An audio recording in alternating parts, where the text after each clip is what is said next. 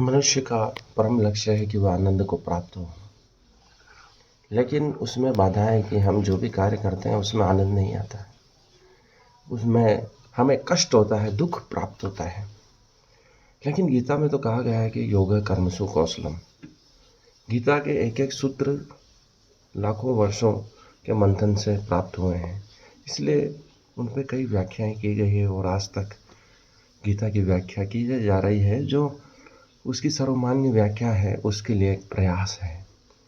योगा कर्मसु कौशलम मतलब अपने कर्म में इतनी कुशलता प्राप्त करो कि उसमें आनंद आने लग जाए, और आनंद ही मनुष्यता का परम लक्ष्य है।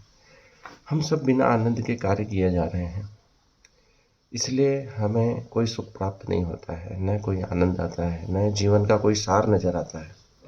यही हमारे सभी दुखों कष्टों का कारण है। जैसा कि भगवान कृष्ण गीता में कह रहे हैं कि तुम योगा कर्मसु कौशलम को प्राप्त करो, अपने कर्म में कुशलता प्राप्त करो। और उस भीषण युद्ध के लिए तैयार करते समय भगवान ऐसी बात कर रहे हैं कि अपने उस युद्ध की कला में कुशलता प्राप्त करो, अर्थात जो भी कर्म करो उसमें कुशलता होनी चाहिए। योगा कर्मसु कौशलम। फिर आप यह मत देखो कि वह आपके परिजन हैं, रिश्तेदार हैं, नातेदार हैं। सिर्फ कर्म पे ध्यान रखो कि उसमें कुशलता हो।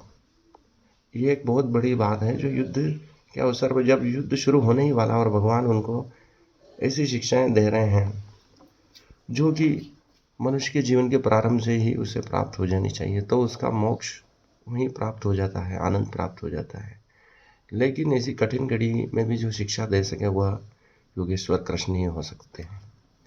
और अपने रिश्तेदारों को मारने के लिए वह कुशलता की बात कर रहे हैं कि उसमें भी कुशलता प्राप्त करो, तो वही तुम्हारे मोक्ष का आधार हो जाएगा, आनंद का आधार हो जाएगा। तो ये एक बहुत बड़ी बात है जो विश्व के इतिहास में, पृथ्वी के इतिहास में किसी गुरु ने अपने शिष्य से नहीं कही, अपने मित्र ने दूसरे मित्र से नहीं कही है, साथी ने साथी से नहीं कही है, सारथी ने अपने आरोही से नहीं कही है। पर यह जीवन क्या है? वास्तव में हम आनंद से नहीं जी रहे हैं।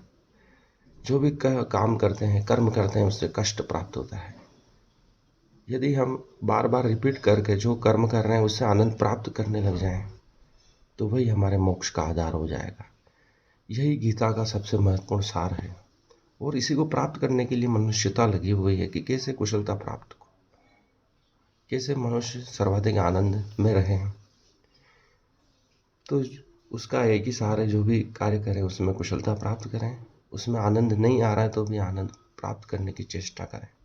तो धीरे धीरे रिपीट करने से, बार बार उसी कार्य को आनंद पूर्वक करने से आनंद आने लगता है और मनुष्य सदा आनंद में रहने लगता है।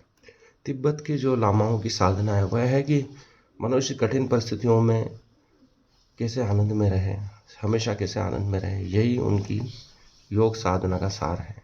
और कुछ लामा ऐसे हुए हैं जो सदा प्रसन्न रहते हैं, जैसा कि अखबार में हमने पढ़ते हैं कि जो सर्वाधिक खुश रहने वाले जो लामा हैं वो इसी साधना का प्रयोग करके सदा प्रसन्न रहते हैं। उनकी ब्रेन मैपिंग की गई है तो उनमें कभी स्ट्रेस नहीं देखा गया है।